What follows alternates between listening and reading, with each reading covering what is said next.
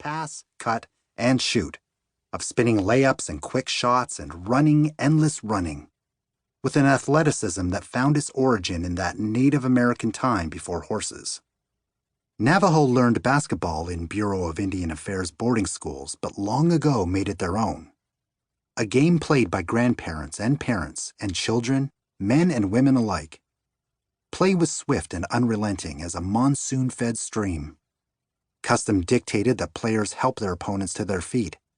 They as quickly knock them down again. Chinle High School was the largest school on the Navajo reservation. There have been many fine Wildcats teams, but never one good enough to win a state championship. And the collective hunger to claim that trophy was insistent, immutable, an ache. 4,000 people live in Chinle, and on midwinter nights 5,000 crowded into the Wildcat Den for big games. On the third day of basketball tryouts in early November, Mendoza waved a milling group of tryouts over to the baseline and asked, "What is your goal? To get your name in the Navajo Times?" He did not wait for their answer.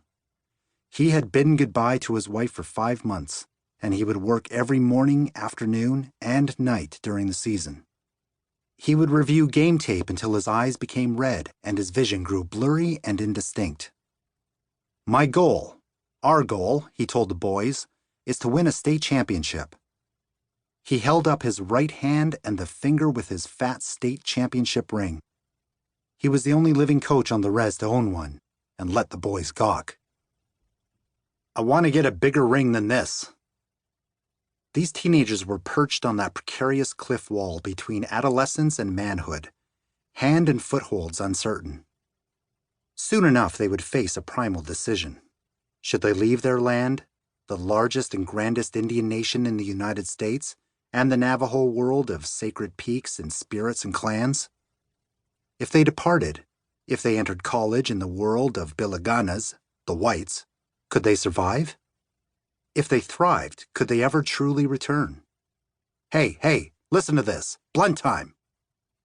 Angelo Lewis, Schlo, known as Big Daddy to the little kids who liked to scale the shoulders and back before games, was Chinle's big man, the center, a broad-shouldered 6'3" junior with a perpetual half grin. He showed teammates a cell phone with a Facebook post of a black dude smoking a cigar-sized blunt. Angelo was a wiseacre with a feel for the comedy of life and a sarcasm that could crack up teammates. He skipped classes and sometimes struggled with grades, more from inattention than lack of comprehension. He should have been a senior this year, just like his friends and summer basketball buddies. Dwayne Tom sat next to Angelo wearing a mauve sweater and dress shirt, black slacks and black dress shoes. Lean and soft-spoken, his teeth wrapped in sky-blue braces, and jittery before the season's first game. He lived in Pinion, a tough little town at the mouth of another beautiful canyon.